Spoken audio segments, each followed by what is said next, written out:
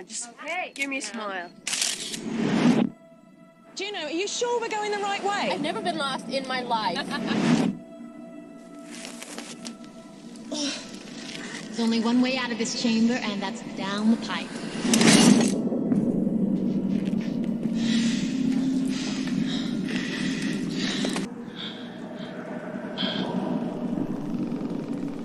Sarah said she saw someone back there. Saw what? I don't think I saw someone. I saw someone. No, you heard something and you saw what you wanted to see. It's the dark. It plays tricks on people.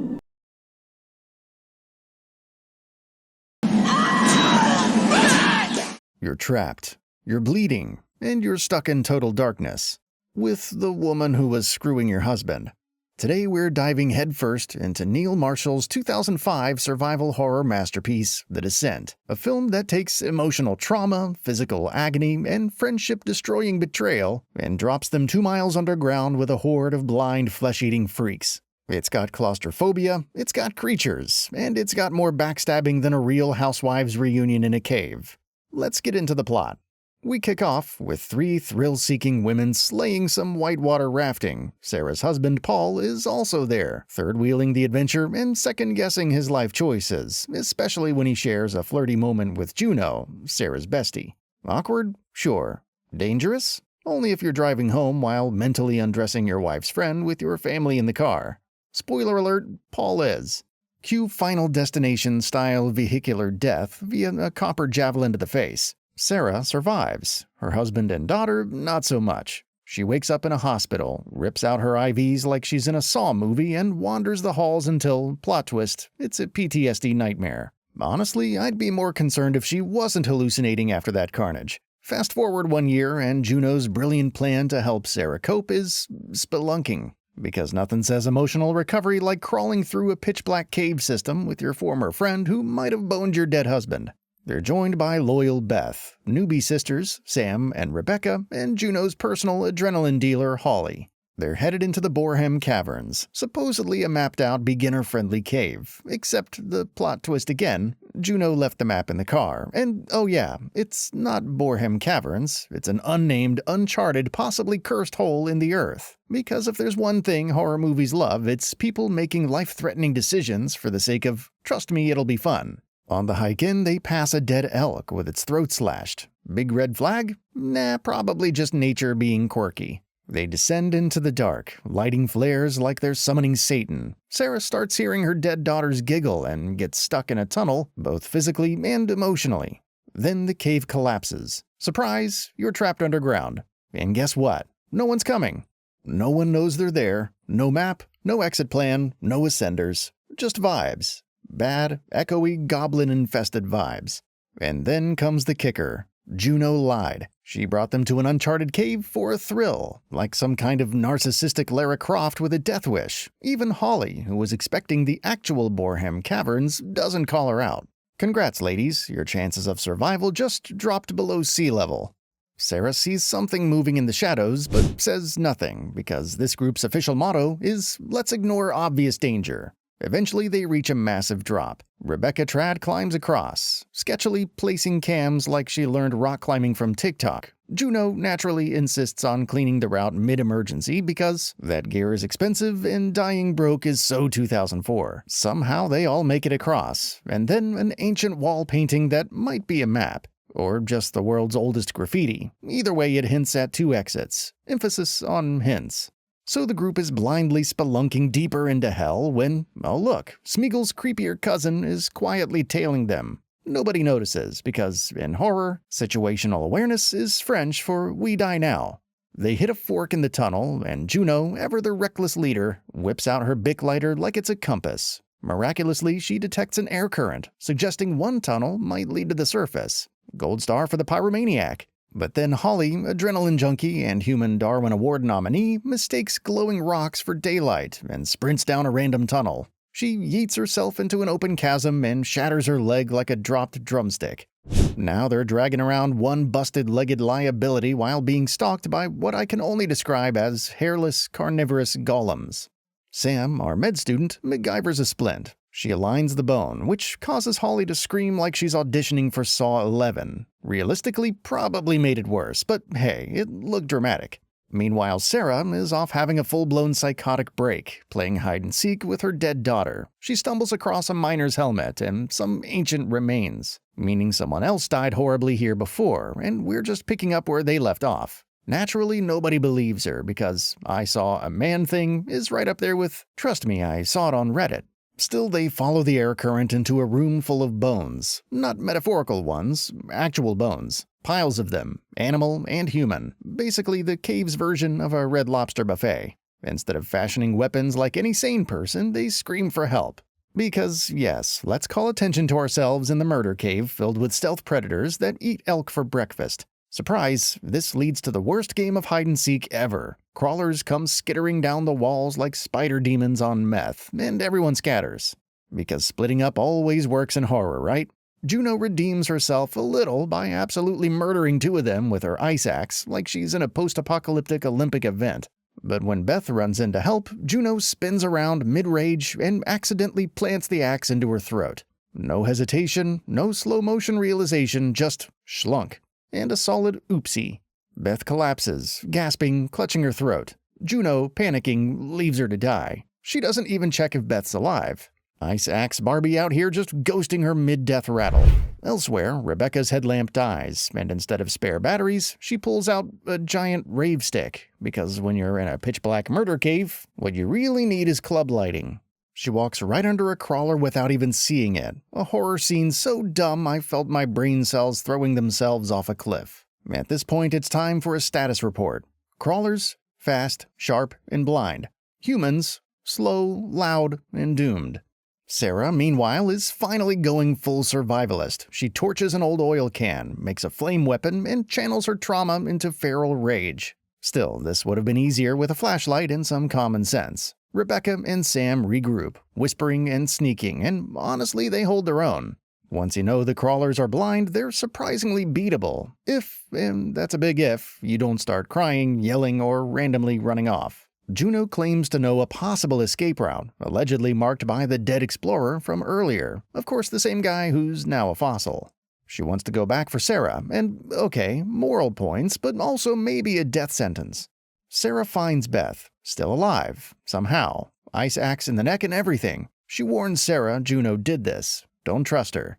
Which, okay, valid anger, but let's be real, it was an accident. And you did sneak up behind a blood-soaked cave gladiator mid-fight. Not smart.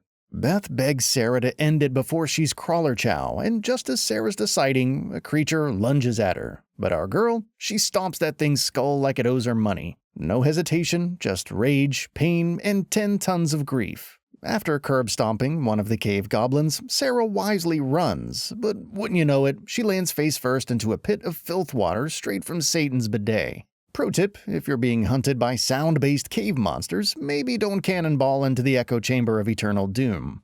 Sometimes the best strategy is to Jurassic Park it, go full statue, and hope the monster thinks you're a weird stalagmite. But Sarah's smart. She goes full Navy SEAL, breath held, movements slow, no panic. Survival 101. Still, it's hard to pull off stealth mode when you're covered in the world's creepiest protein shake. And of course, here comes Bad Boy, sniffing around like she's a midnight snack. "Where's your pocket knife, Sarah? You had it. I saw it. Did you give it to the Boneyard Fairy? Did it fall into the 7th circle of dumb?" No matter. She climbs to safety, grabs a conveniently bludgeonable bone, and activates revenge mode. She's had enough of this subterranean nonsense. Then she screams. Blood-curdling, primal, feral. Was it a war cry? A locator signal? A dramatic way to say, "I'm no longer mentally okay"? It doesn't matter. It echoes through the cave like a death bell. Juno and the others hear it and sprint toward the noise. And what do they find? A family of crawlers. Full nuclear family. Mom, dad, and probably a baby eating a rat off screen. They're in a bottlenecked tunnel, perfect for holding position. Juno could have gone full 300 here, one woman, one tunnel, one last stand. Instead, they panic and bolt right into the cliffside choke point. So much for Spartan resolve. Welcome to the Persian army's strategy of run and hide. Then Sam decides to trad climb again. Why? No clue. She's got a busted crew, no gear advantage, and all the tactical sense of a screen door on a submarine. She gets halfway up, makes noise, and boom, crawler leech jumps off the wall. At least she takes the bastard down with her. R.I.P. Sam. You had potential. Not great decisions, but potential. And because we're not done yet, Rebecca gets ambushed and gutted like a glow-stick piñata. It's brutal, it's fast, and it's exactly what happens when you loiter in murder tunnels. Juno, completely fried on cortisol, bails. She Olympic dives off the ledge, leaving the corpse of her friend and the last shreds of her conscience behind. Surprise twist, one of the crawlers survived its earlier stab and swim session because apparently they're amphibious now. Just as Juno's about to become the next meat popsicle, Sarah shows up, jumpscare style, and drags her to safety like a vengeful angel. Cue the tag team, Juno and Sarah, blood-soaked and done playing nice, go Tomb Raider Death Edition. Back to back, surrounded, outnumbered. And they fight. Hard. It's raw, visceral, and animalistic. These aren't just two women trying to escape, they're avenging every dumb decision that brought them here. But this isn't over. There's always more crawlers. Just when it looks like Sarah and Juno might be ready to bury the hatchet, Sarah decides to use it instead. She shows Juno the necklace Beth yanked from her neck during that whole "oops, I stabbed you" fiasco. Juno's face says it was an accident, but Sarah's says, "You slept with my husband and left my best friend to die."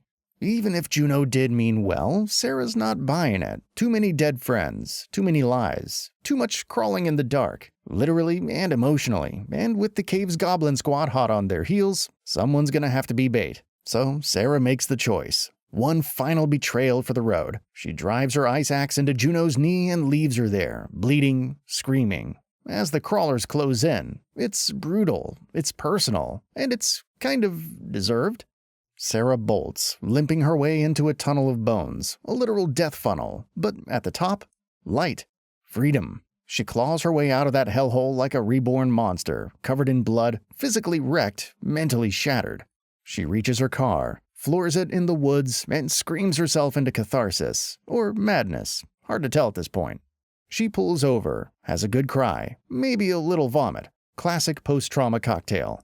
But just when it feels like we've escaped, bam, goes Juno. One final scare. But here's the kicker. That wasn't the real ending. In the original cut, after Sarah escapes and breathes her first breath of fresh air, we cut back to her, still in the cave, sitting by torchlight, imagining her daughter's birthday, surrounded by death. She never made it out. It was all in her head. A final desperate fantasy before the crawlers descend for the kill. Too bleak for US audiences? Absolutely. So they changed it for theaters, but foreign viewers got the uncut trauma train straight to Bleakville. Still, none of that mattered because the studio retconned it anyway for the sequel, where Sarah returns to the cave. Why? Trauma, amnesia, maybe a death wish. Because in horror, nothing stays buried. Actors and behavior.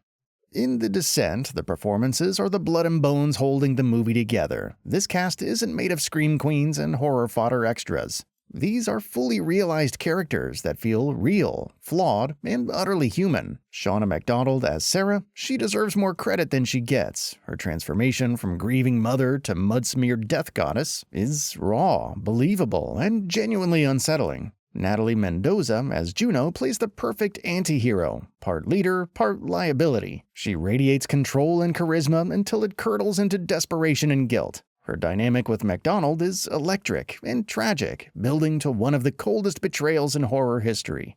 Even the supporting cast, Beth, Sam, Rebecca, and Holly, get their moments. The chemistry between them is solid, and you believe they've shared years of friendship and unspoken resentment. The script doesn't hold your hand with exposition, it trusts the actors, and they deliver. With that said, a few character decisions are forehead-slappingly dumb. Running into unknown tunnels, forgetting to bring maps or batteries, following a woman who literally lied about the cave's identity, these are the kind of choices that make you yell at your screen. But that's the genre. Horror doesn't work if everyone acts rationally. And at least their screw-ups feel rooted in real emotion, not just plot convenience.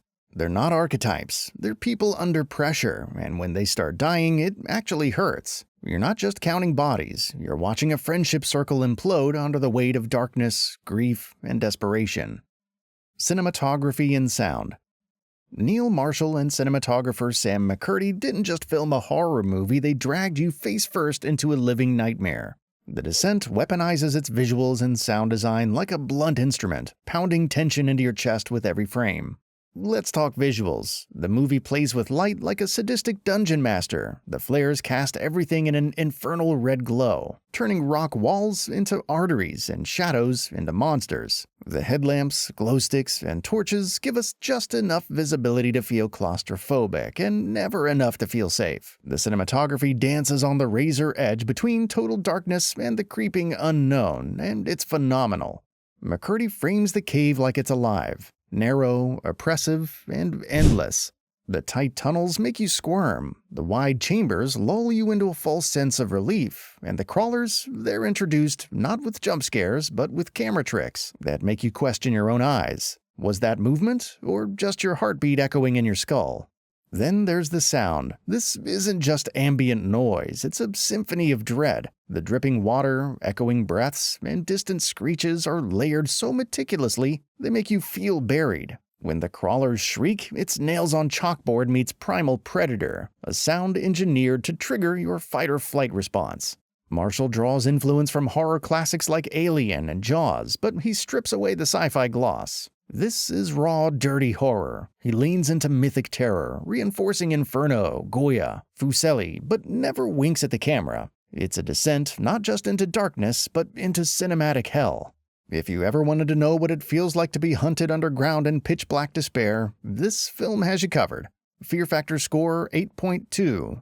Cave-bound carnage. This one hit hard.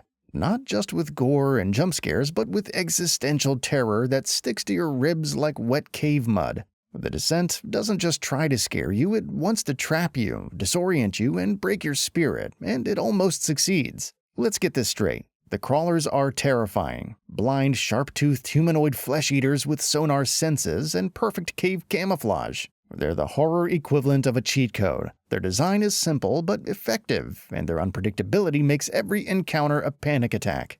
But what really makes this film scary is the stuff that happens before they show up. The true horror isn't monsters, it's entrapment, suffocation, claustrophobia. Watching someone get stuck in a tunnel so tight you can hear their bones creak. Hearing the rock crack above you, knowing you're 2 miles beneath the earth and no one's coming. That's not horror, that's pure dread. When the crawlers do arrive, the tone shifts from panic to war. It's primal, it's vicious, it's survival of the angriest. And just when you think the worst is over, boom, the psychological horror kicks in. Ghost daughters, hallucinations, betrayals. You're not just watching a creature feature, you're watching a mental breakdown unfold under strobe lights and blood showers. There are a few nitpicks, 1 or 2 jump scares feel telegraphed, and the CGI blood hasn't aged perfectly, but the atmosphere, untouchable. You don't watch The Descent with popcorn, you watch it with a paper bag to breathe into. It doesn't let up, it doesn't hold your hand, and it damn sure doesn't let you forget it. Final verdict.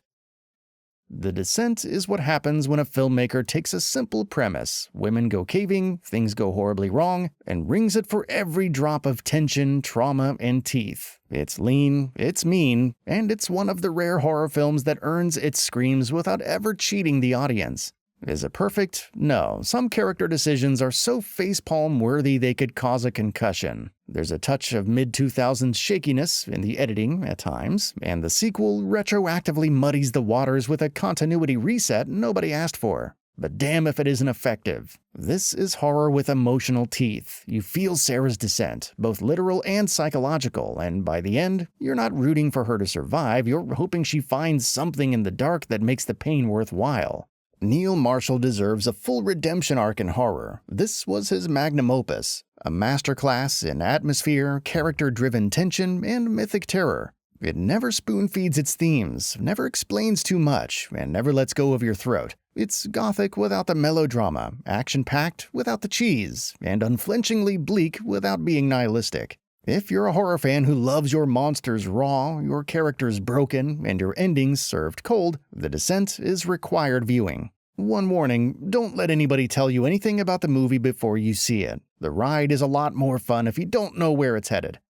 And that's The Descent, a movie that proves friendship dies faster than your flashlight batteries in a murder cave. If you enjoyed crawling through trauma, betrayal, and bone-crunching terror with me, go ahead and like, subscribe, and ring the bell so you don't miss the next deep dive into cinematic nightmares. Got a favorite kill? Think Juno deserved better? Want to argue that the crawlers were just misunderstood spelunking enthusiasts? Drop it in the comments. I read everything, even if I pretend I don't.